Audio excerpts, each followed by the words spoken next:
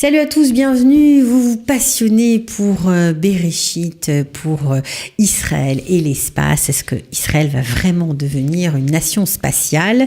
Eh bien, nous en avons parlé au studio Qualita, mais aujourd'hui nous recevons Daniel Roache, président de la Chambre de commerce France-Israël, qui organise une rencontre tout à fait spéciale, Meet the Leaders. Nous allons parler tout de suite. C'est parti. Sortez, respirez, c'est le Quality Time. Daniel Roache, bonjour. Bonjour. Bienvenue. Merci. Alors, il y a une belle photo derrière vous, de Bereshit qui nous fait tous rêver. On en a beaucoup parlé.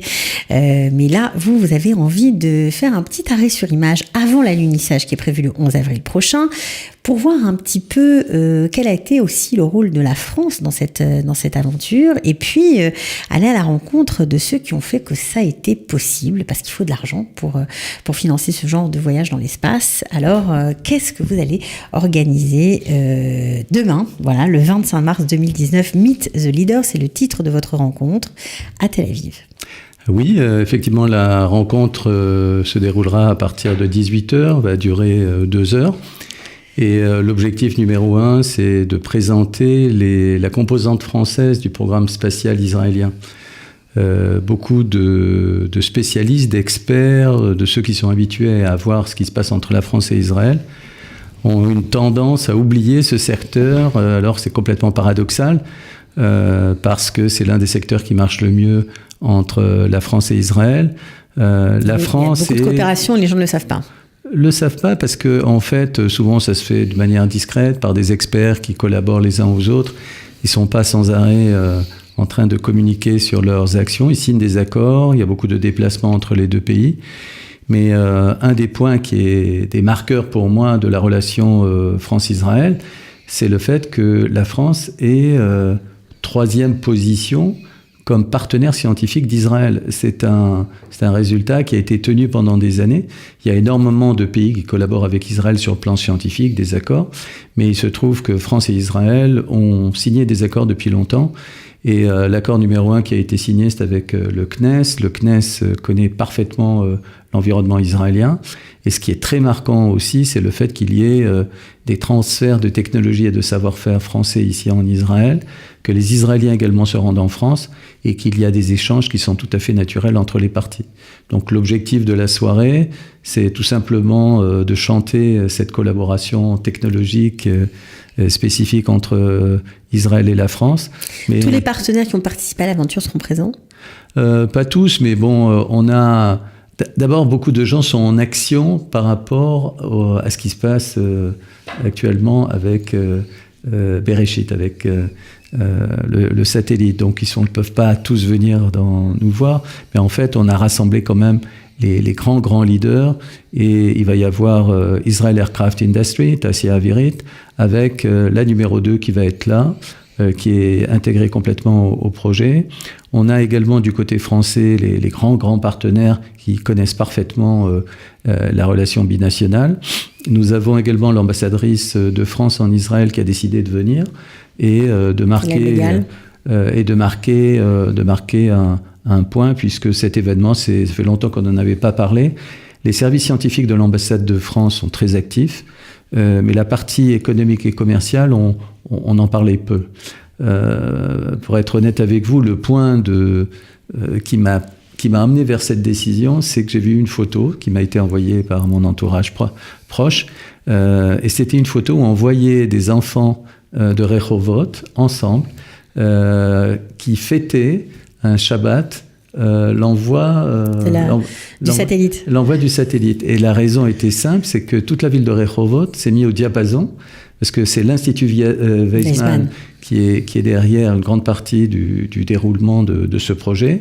Et on a fait en sorte que les enfants puissent participer à cette aventure, les faire rêver. Il y a eu beaucoup de missions éducatives autour de ce projet. Il y a même le patron de la NASA qui s'est déplacé pour parler à ses enfants, leur disant, parce qu'on a eu le plaisir d'avoir Mister Gomez à nos micros, il nous expliquait que le patron de la NASA disait aux enfants, vous êtes la génération qui allait connaître les vols sur Mars.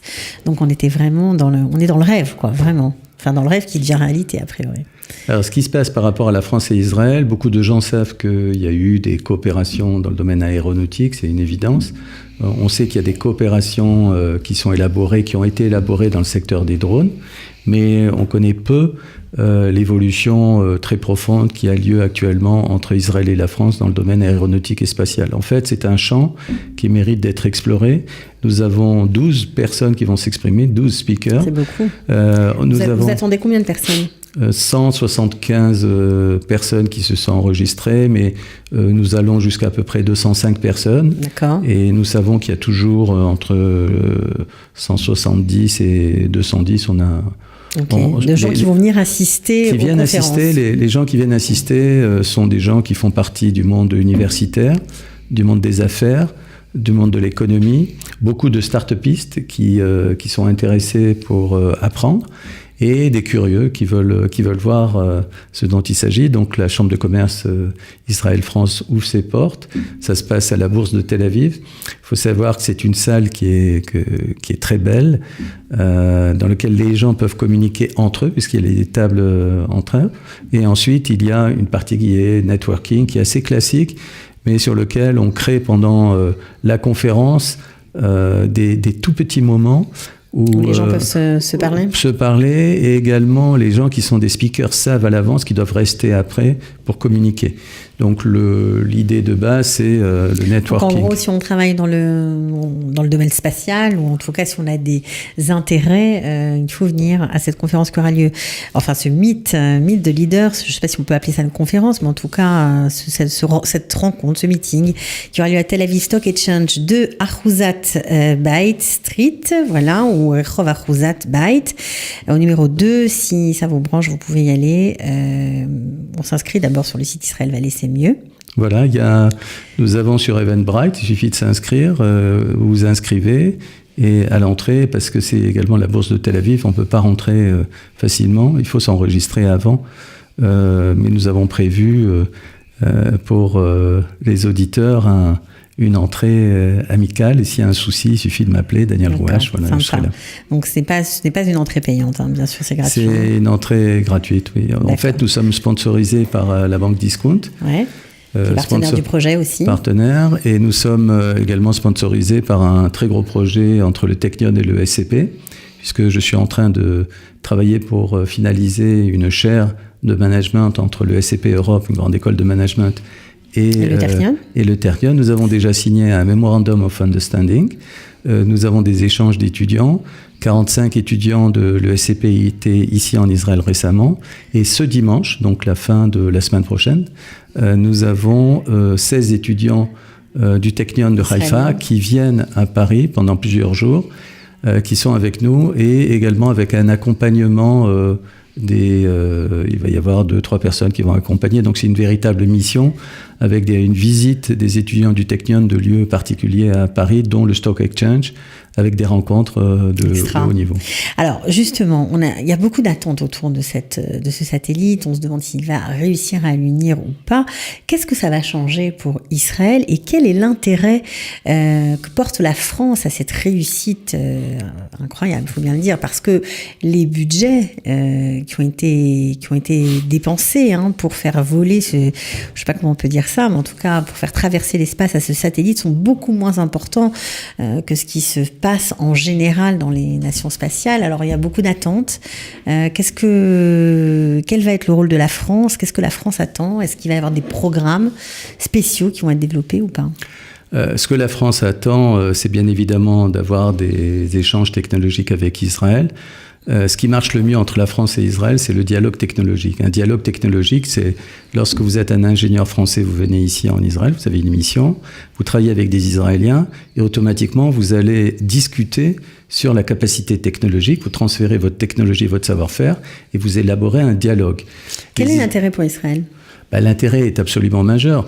Les Français, c'est une grande nation spatiale, c'est une grande nation aéronautique, et pour les Israéliens, c'est l'ouverture majeure vers des partenaires dans le monde entier. C'est aussi l'acquisition de savoir-faire français. Et du côté israélien, donc il y a des échanges, c'est un dialogue technologique entre les partenaires. Et en ce qui concerne les montants, en fait, c'est une des grandes spécialités israéliennes. Nous avons fait des travaux, je fais des travaux de recherche pour faire des approches comparatives entre Israël et les autres pays, les Silicon Valley dans le monde. Il y a un phénomène qui existe en Israël, qui n'existe pas en France, c'est ce qu'on appelle la frugalité. Frugality, comme on dit en anglais. Frugality, c'est-à-dire avec 100, vous faites 1000. C'est-à-dire que la capacité des Israéliens, c'est avec des petits budgets, de pouvoir maximiser leur petit budget. Donc les Israéliens ne sont jamais très très impressionnés par les montants énormes qui peuvent être mis en place par le CNRS ou d'autres instituts de recherche.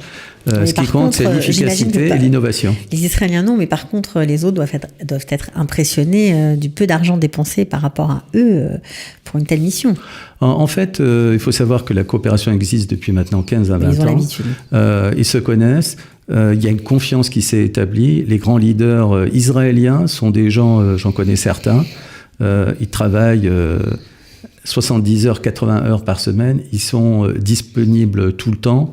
Ils compensent peut-être des moyens plus faibles par un acharnement au travail, une créativité hors du commun et une collaboration entre les parties. Les Français sont très très bons comme ingénieurs et innovants. Donc les deux parties, dans ce domaine-là, qui est dans le domaine spatial et aéronautique, s'entendent très bien. Ce qui ne va pas entre les deux pays, puisqu'il faut appeler un chat un chat. Là, on parle de le domaine spatial et autres, mais dans le domaine aéronautique, on a très peu de relations entre Israël et le groupe Airbus. Les relations existent. Moi-même, j'ai travaillé pendant à peu près 8-9 ans. J'ai sillonné tous les différents sites de Airbus en Europe pour des programmes de formation en transfert de technologie et intelligence économique.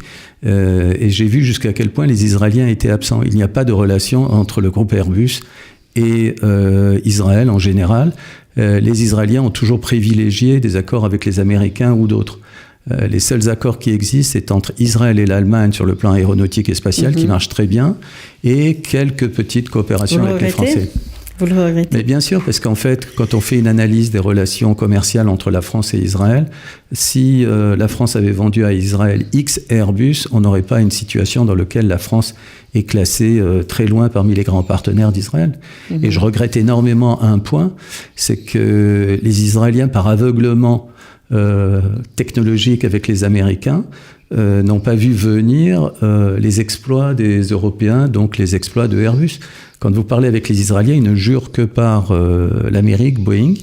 Et en fait, c'est très mauvais pour Israël, puisqu'il faut toujours accroître l'indépendance d'Israël. Et l'indépendance, c'est d'avoir des fournisseurs différents. Bon, alors, pour revenir à cette rencontre Meet the Leaders, quel va être l'objectif? L'objectif, c'est un objectif d'apprentissage. D'abord, les gens veulent comprendre. D'avoir des témoignages. Ils veulent savoir de quoi il s'agit. Nous avons des gens qui sont extrêmement carrés, qui vont présenter leur projet avec tous les tenants et aboutissants. Mais derrière ça, c'est également de créer des clics auprès de gens qui sont là, qui se disent « mais pourquoi pas moi ?» Donc nous avons dans la salle des gens qui viennent en observateurs potentiellement actifs en disant « mais c'est un domaine intéressant, mais qu'est-ce que je peux faire moi ?» Et vous avez des très bons ingénieurs français qui se sont installés ici dans ce pays, en Israël, qui manquent de liens et qui voudraient établir des liens avec les grands patrons israéliens. Donc qui vont être là. C'est le moment c'est le moment d'être là. Ouais. En fait, c'est un croisement de rencontres.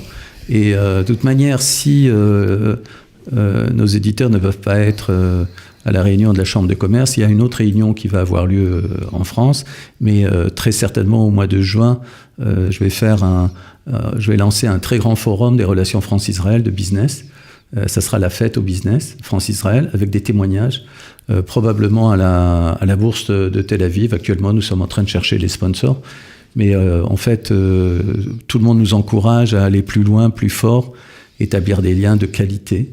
C'est la qualité qui prime, c'est pas la quantité dans ce type de rencontre.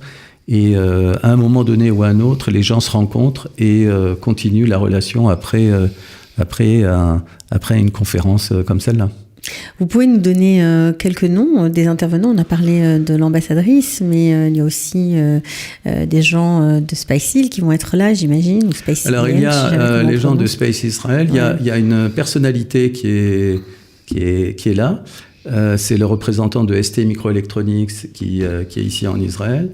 que vous avez invité à un moment donné ici dans l'émission. C'est intéressant parce qu'il donnera une orientation spatiale à la collaboration de ST Microelectronics avec les Israéliens. Moi-même, je lui ai rendu visite dans son incubateur ici à Tel Aviv. Et il y a également un des patrons qui a été le président de la Chambre de commerce France-Israël à Toulouse, qui connaît très très bien les dessous de la relation France-Israël et qui sera là. Donc c'est quelqu'un qui a une expérience très lourde, qui a travaillé avec le groupe Raphaël, avec le groupe Elbit. Donc on a une élite qui honnêtement parle peu en général. C'est-à-dire par exemple ce monsieur qui vient... Oui, c'est pour ça que je vous demande de les citer, parce que c'est vrai que... Ce monsieur qui vient demain, c'est quelqu'un qui a été sous le sceau du secret pendant des années. Il ne pouvait pas s'exprimer à un ciel ouvert. Et la seule personne qu'on n'aura pas, ce sera les gens de Dassault. Mais j'espère dans les prochains mois avoir un témoignage spécial Dassault. Parce que Dassault, c'est spécial pour intervenir. Ils ne viennent pas, mais ils ont participé quand même. Ils participent et Dassault fait beaucoup de choses en Israël, mais préfère une grande discrétion. Donc, dans ce genre de réunion, on sait toujours qu'il y a des journalistes, des gens qui enregistrent, et peut-être il y a des choses très très confidentielles qu'ils ne veulent pas transmettre. Ok. Bon, alors vous avez compris, si vous vous intéressez à l'aventure spatiale israélienne, Meet the Leaders, ce sera à Tel Aviv Stock Exchange, je vais y arriver. Voilà, c'est organisé par la Chambre de commerce France-Israël et en particulier par son président Daniel Roche ici présent. Merci beaucoup d'être venu, de nous avoir lancé l'invitation. J'espère que ils seront nombreux. Bon, déjà 175 inscrits, c'est pas mal, mais à mon avis, vous allez avoir plus de monde que ça. Batzlacha. Merci. Voilà, et puis j'imagine que tout va changer s'ils arrivent à l'unir. En fait, le principal est déjà fait. C'est déjà fait. Le programme est là, les échanges sont là. Peu importe le résultat, alors ?